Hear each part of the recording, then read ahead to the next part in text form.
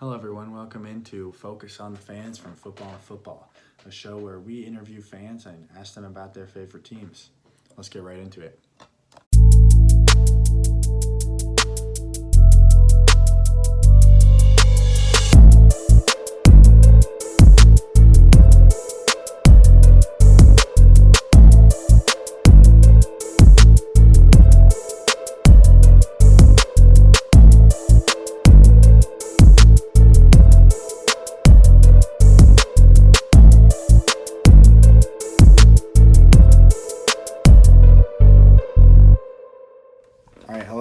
This is the first episode of Focus on the Fans. Today I'm here with Ben Prannell. He's a big Manchester United and Pittsburgh Steelers fan. Today we're going to be talking about United and the Steelers. Ben, why don't you tell us a little bit about, your experience being a fan of these two teams? Just a real short and brief intro about it. Well, I think I picked the worst time to start being a Man United fan because I got into it the year after Ferguson retired. So it hasn't been the most fun times for me, but I'm Steelers fan my whole life. I was alive for the last two Super Bowls, so I don't remember anything. Yeah, I mean, it's nice liking these teams. They annoy me at times a lot. They give me heart attacks. I thought I was going to have a stroke today. I was watching the game today with my 54-year-old dad, like the last 20 minutes. We're up 1-0. We can tie. And he's like, I'm going to have a stroke. And I'm like, Dad, we can't afford to give up our goal. He's like, I don't care. If we give up one, we're going to give another. I'm like, oh, no. And then I'm going to have a stroke. Not too young to die because of sports. Following up on the United topic here, though, what do you think about it? Third place in the league, made the Champions League? I thought we were fourth. Nah, you passed Chelsea on goal differential, so really? You finished third. Let's go! We got third! No, I thought we were fourth. I was really happy about fourth. Yeah, I'm happy that we passed Chelsea because I would have been really mad because we beat them twice in the league. And if we didn't pass them in the table, I'd be really mad about that. But I'm really excited. This team, I had more fun watching this team, and I'm more happy with this team than I was a couple years ago when they finished second. Yeah. With Mourinho. I'm really excited to see what this team can do. I don't think we need to go out and make many big signings. Yeah. They're smaller signings we can make, like Luke Shaw is an injury waiting to happen. Fosu-Mensah is not bad, but I wouldn't mind adding somebody in there to play left back.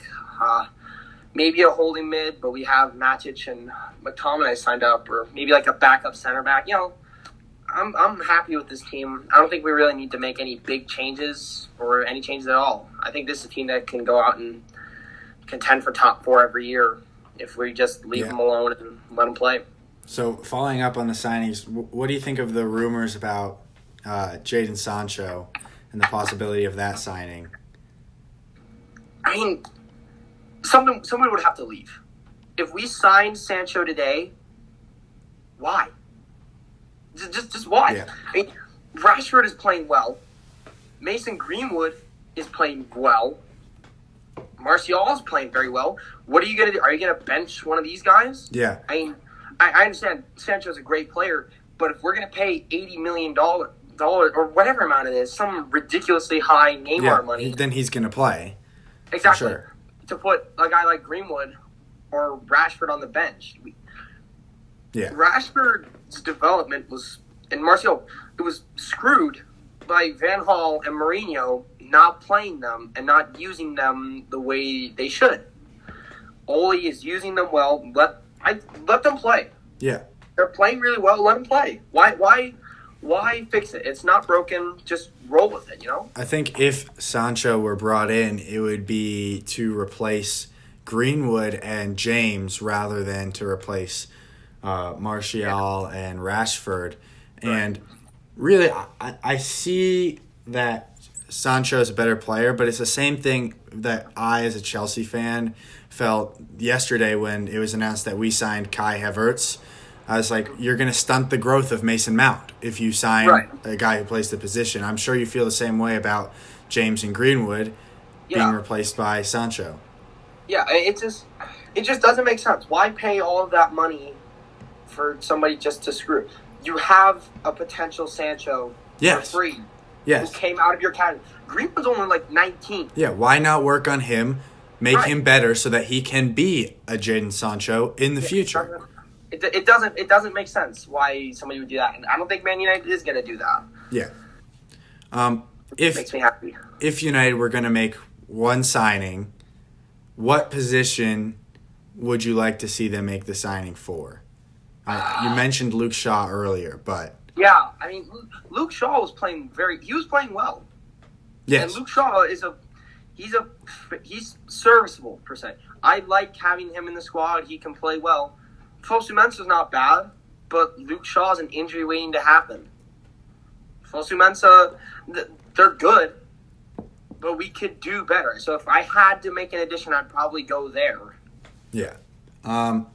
So then I say, what do you think about the recent talk about possibly, moving on from David De Gea due to him, getting a little older and not as solid as he once was? If I had a nickel for every time I've heard that David De Gea is going to leave, or Real Madrid is interested in David De Gea, or maybe Manchester United will sell David De Gea, the first time it was like, oh no, please don't. Now it's like, oh, De Gea's being rumored to leave. Okay, whatever. Yeah. I mean, for all of his blunders, Yes. there's some incredible saves that he makes. The guy is good. He's just inconsistent when you really need him, I would say. Yeah. He can make really good saves, but he'll let in some really bad goals. So, I mean, I'm happy with De Gea in the team. He got a clean sheet today. Mm-hmm. I think it was like his 113th with Man United or something. And I'm happy with Sergio Romero on the bench. I think Romero's a solid. I'm surprised that some of the lower teams, like the mid-table teams like Southampton, haven't moved for guys like Romero. It's kind of puzzling because he's shown it in cups that he can really play. Yeah. So if you had to be the coach and make your starting 11 week in, week out, what starting 11 would you be going with when everyone's healthy? When everyone's healthy, I really like the 4-2-3-1 that they've been playing. They played it today. They played it during this restart. They played that pretty much every game, and I really like it. I would go Wan-Bissaka and Shaw on the wings. Yep. Maguire and Lindelof. Lindelof played fairly well today. I would say Lindelof's probably more consistent at the back than Maguire. Yeah. As in, Lindelof is very underrated on United's team, I'd say. Pogba, definitely in holy mid, because if we want to play counter at all, Pogba's great. He can play long passes. He's fast. Yeah. I really like having Pogba there. He can sit deeper, play more of a creative role from behind. Doesn't have to go up and be the Fernandes. Who would I put with him? I like McTominay and I like Matic. I think they're fairly interchangeable. Maybe they play both more defensive-minded in this role. So, I mean, whichever one of them is better, I would say at the moment. Yeah. For that kind of goes off. So, right now, probably Matic, just because he's been getting more time. Just 3 attacking, Rashford and Greenwood on the wings, with James as a substitute ready to come in. Because James is fast. You put him in like the 60th minute, let him run around on tired wingbacks. He can do some real damage. Fernandes in the middle, dropping into space as needed just to be creative. I really like that signing, the way he can just create everywhere in the field. Yeah. And then Martial up front. It still baffles me that Rashford, a striker, is playing wing while Martial, a winger, is playing striker. But I mean, they're scoring goals, so who am I? I'm not a tactical genius, so I'll let him Yeah. do his thing. So my next question would be, obviously United didn't have the best start to the season, weren't really consistent. In January, February, when they started to really turn things around, what really made the difference and turned them into that team, in your opinion? The easy answer is the Fernandes signing. Yeah. And while that's 100% a correct answer, I think another thing is the break that we got before the restart. Yeah. Pogba, who had been hurt, comes back healthy. Rashford, who had been hurt, comes back healthy. Everybody gets their energy back. They're not hurt anymore. They can go out and they can really play well. Like, we played Tottenham, I think, the first game in the restart. And when they brought Pogba on, just watching him and Fernandes play together, it was insane how well the two of them played together. They can both create. So I think it's a mix of the Fernandes signing, which just really put new life in the team because we didn't have that creative presence. And then some key players coming back from injury really helped out the squad, I'd say. Yeah. So really, another thing that's happened recently is, you mentioned early Mourinho and Van Gaal. They're really different types of managers than United are used to in their past. Yes. United's history is more of an attacking-minded team, right? And it's kind of been a process to get back to this after. You had Mourinho and Van Gaal who were set on defense first. What do you think of now that United are back to their old play style? What do you think of this new United style of play?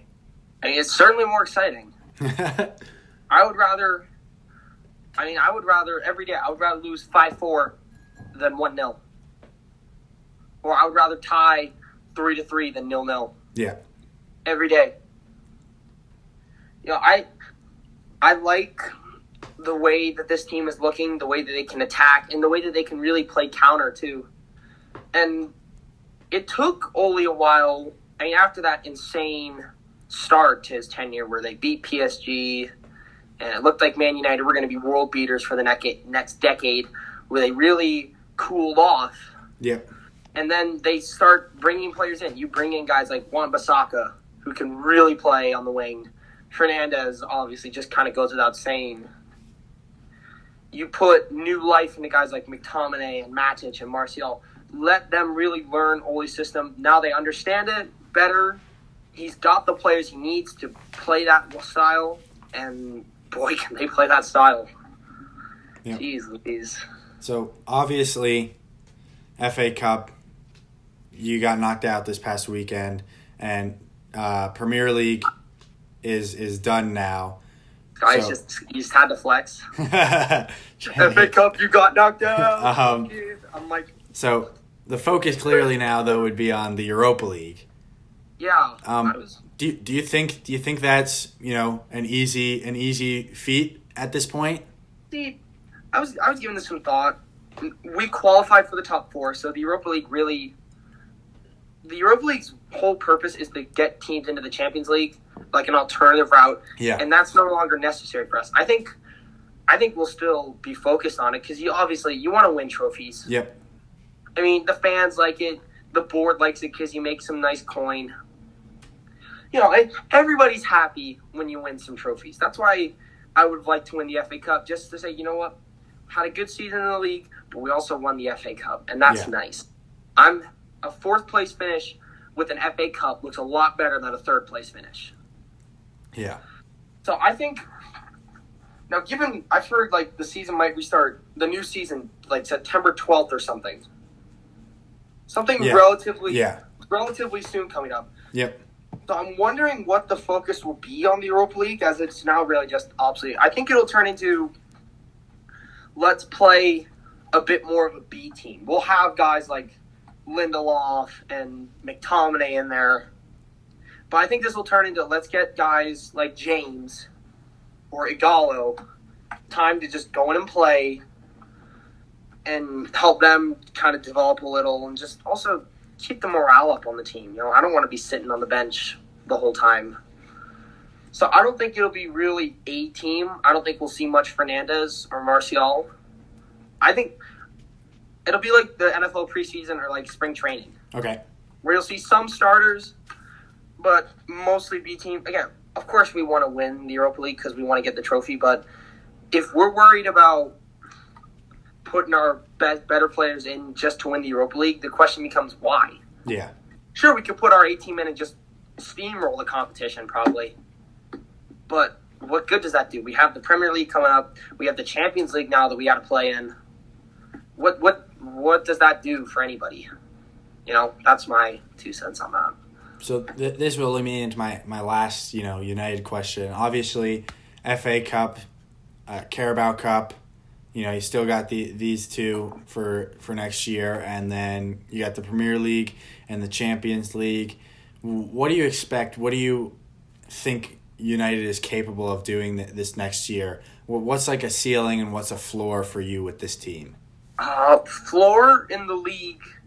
Speaking in the league, the floor is definitely like 6th. Okay. I don't think we'll finish 6th. I think we'll be more of a. I think maybe floor is around 5 or 6. Will we have that? Probably not. The ceiling? I hate to be a bit of a homer, but the way this team is playing, and the way Liverpool started playing, and the way City was playing, I don't think we'll win the league outright, but we could certainly keep them on their toes. Let's not drop off too much in form, because United's just sitting there waiting to see if they can slip up, we can move up. Yeah, I don't think we'll win the league. I know there's a lot. I know there's a lot of excitement for next year's Premier League due to the fact that it's not just Liverpool and City anymore, because Chelsea and United are both young and talented right now, and they look like either of them could also press for a title as well. Right. So 4-horse race now. Right. I don't think we will win the league, but we could I wouldn't be surprised if we won the league. I can certainly see it happening. Champions League, I'm not positive. I don't think we'll win the Champions League. Yep. But I can't see us not getting to the round of 16. Yep. Unless we're in a group with like Barcelona, PSG, and Liverpool. I can't see us not getting to the last 16. I think we'll be quarterfinals, maybe even semifinals. Yep. And who knows, if we get to the final, great. It's certainly plausible. Is it going to happen? Probably not. But I wouldn't be surprised if Manchester United wins it or is a serious contender. I think that United could be a real dark horse in both those competitions. As far as FA Cup and Carabao Cup, it's harder to make a prediction. Because that's the same thing. We're a top team in England. We should be pushing for winning those cups. Generally, early on, you play your young guys. You don't really push early on when you're against these poor teams. So it's hard to make a prediction. And then in the semifinals, let's put De Gea in. That'll be genius. Yeah. All right, so let's move on here. One thing. Move on here to Pittsburgh. And now here comes the complaining. Big Steelers fan, obviously. Probably a bigger Steelers fan than United fan. Yes, because I would talk. It'd be like, Ben, what are your thoughts on Man United? Talk for like 15 seconds and be like, yeah. So I'm much more of a Steelers fan than a United fan. Where do you see weaknesses on this Pittsburgh team? Jeez Louise. Right now, this team, definitely in the offensive game. I think our defense, nothing really happened to that defense. Yeah. We didn't make any additions. We didn't lose anybody. That's what's important.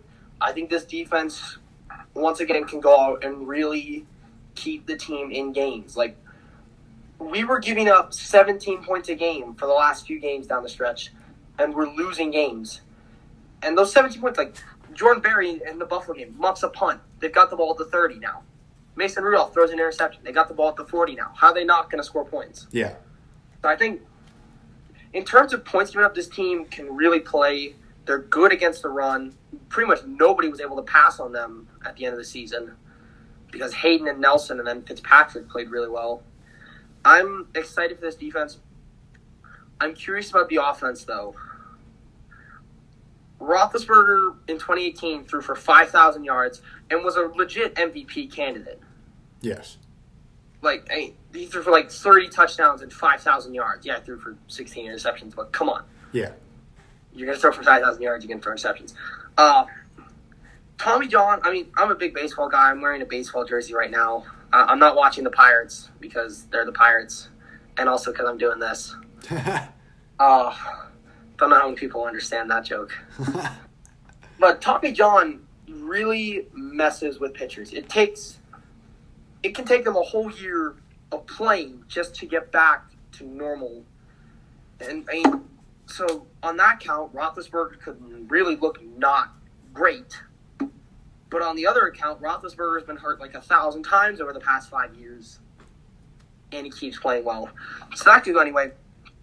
I'm more scared, though, about the running game. Because the passing game, we've got a bunch of really solid number 2-ish receivers. Yeah. Like Smith-Schuster, Deontay Johnson look really promising. Washington could be a deep threat. Claypool, this rookie we drafted, could look really good. McDonald and Ebron in the tight end game. There's a lot of weapons there to work the field. I'm curious, though, about the running game because the offensive line this last year was really not good. Munchak left, and it showed because the Steelers didn't send 3 offensive linemen to the Pro Bowl again. Yeah. They brought in Wisniewski from Philadelphia, I think, to play guard. And the offensive line should be solid. Pouncey, DeCastro, and Wisniewski at guard. Probably Filer, unless they move him to guard, and Villanueva at tackle. Yeah. Really solid offensive line. But James Conner is a very good running back when he's not getting hurt, which is often. And when he's not fumbling, which is often. You can't put the ball in his hands at the end of the game because he's going to fumble. We saw it in San Francisco. We saw it in Cleveland 2 years ago in the game they tied. Benny Snow looked very promising as just a power back, per se. Just a guy who will run right at you every play, get 4 yards to carry, which I would be happy with. I would love to see the Steelers run for 4 yards every play, then work play action, just beat you with strong defense. Yeah. I would love that because I think the Steelers could really do that. Anthony McFarland they drafted could be like a passing option, almost like Bell. This team could be 13-3, or they could be 7-9. This team is a big question mark in the AFC. They, at times this last year, they looked like week 5, they almost beat the Ravens. Yeah. They had the Ravens on their toes that whole game. And with Mason Rudolph, who was playing well, getting literally murdered on the field by Earl Thomas. Oh man, that was a rough year for him. Yeah. It was a rough year for his helmet. First they took the face mask off, then the whole helmet.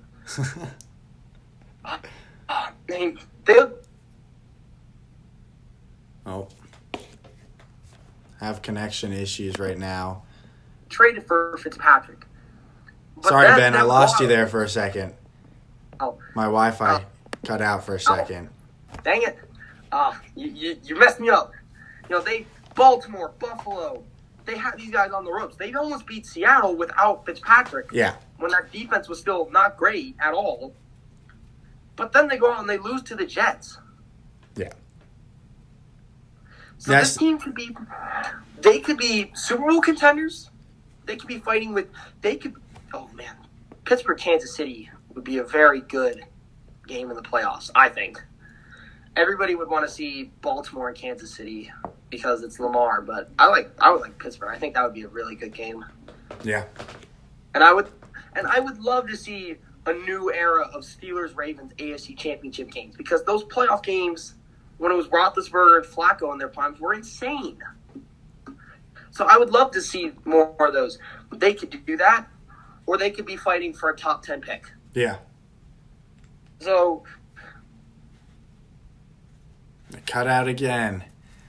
I think there's a storm passing through right now, so Wi-Fi isn't the best right now. Let's see about reconnecting real quick, just because. I just see the thing. Oh, you're back. Yep, it cut out again. I think that there's a storm passing through right now.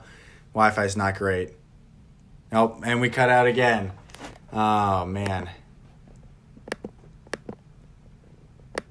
Not the best right now, Wi-Fi wise. No, I think it just doesn't want me to talk about the Steelers.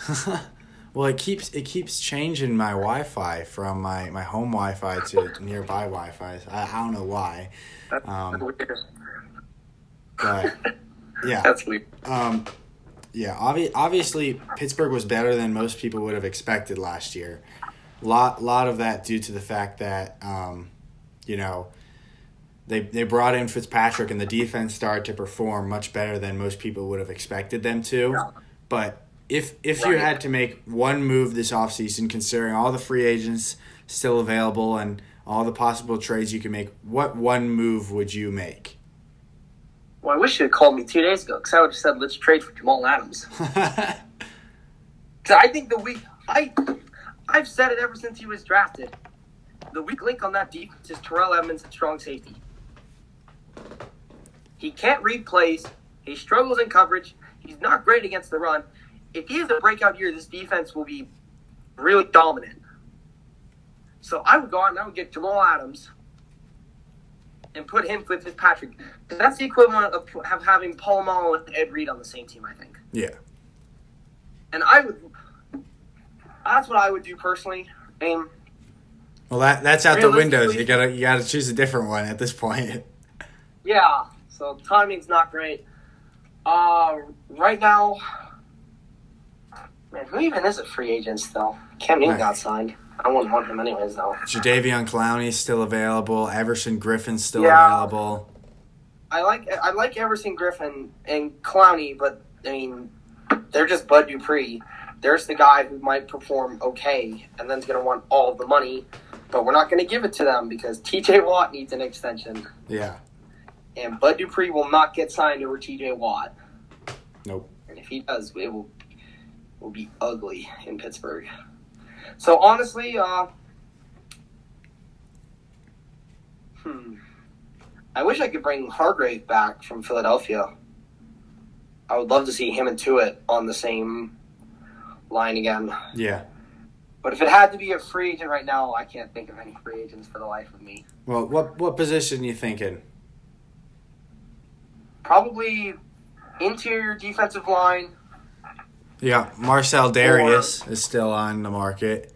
Darius? Oh, that's pretty. Oh yeah, I'd like him. Yeah. He's pretty good. Just put him with Tuitt, Hayward, and Darius. That would be a really good team against the run. Yeah. I'd like to see that. Maybe a running back who can just not get injured. Or maybe we just injure James Conner and let Benny Snell play, because I think he would be very good. What do you think of possibility of, Freeman's still out there? What would you think if you went out and signed Devonta Freeman? I thought he's with Atlanta. Wait, no. Gurley's with Yeah, Gurley signed with Atlanta. Freeman is still out there because nobody's willing to pay him as much as he wants. I would like that. I mean, yeah, I would like that. I would like to see. I mean, we could run. Roethlisberger's obviously not going to be running an RPO. Yeah. Roethlisberger scrambles. I don't think he's going to run. I would like to see that because, I mean, the way they used Bell in the passing game was really good. Yeah. And Freeman, he wouldn't be as good as Bell because Bell was really good in that system. Yeah, I would like that. I'd like that. I'd like to see Darius on this team. I would have loved to have gotten Calais Campbell. The Ravens got him for a 7th-round pick. That's thievery. That's larceny. So what do you think really, turned the tides in Pittsburgh last year? What made them a good team when nobody was expecting them really to be that good? I think an underdog mentality really helped. Yeah. Always does. The Steelers are looking like, look, Jacksonville came in with the underdog mentality and whooped the Steelers twice. Yeah. That playoff game, the score made it closer than it was. The Steelers got whooped that game. Yes. And the Steelers, the problem with them is they would always look past. When they're really good, they play the Jets and then they play the Ravens. They don't focus on the Jets. They look at the Ravens. They didn't focus on Jacksonville. They were thinking about the Patriots. They were going to that week. They're like, oh yeah, we're gonna go back to Foxborough. And this time it's gonna be different. We're gonna beat them this time. And then Jacksonville just kicked your behinds. Yeah. Almost cursed there. So I think an underdog mentality really helped this team just to focus on every game. That 0-3 start really put the importance on every single game. Yeah. We start off 0-3. You can't lose any more games. You can't start out 0-4. You got to win your games. Fight. claw, scratch, bite, whatever you have to do, find a way to win. I really like that mentality. It's like the Fernandez signing. The Fitzpatrick trade is probably the correct answer. Yes. Yeah. Because, I mean, look, Brady and Wilson were just throwing bombs on the Steelers all game. Yeah. All of a sudden, Fitzpatrick's in there, and nobody's throwing deep on the Steelers. Yeah. You can't work deep on the Steelers anymore. So that's probably the correct answer, but I think that's too easy of an answer. Yeah. And I'm on your channel, so I'm trying to be smarter than you. So I'm gonna say the Fitzpatrick trade and a real underdog mindset, and the Steelers are gonna have that again this year. Yeah. Because last year everybody's talking about the Browns. This year everybody's talking about Lamar, and then who's gonna be second in that division? Oh, the Browns will be second in that division. What? Yeah. That's not my thinking. Why are you still talking about the Browns? Yeah. Stop talking about the Browns.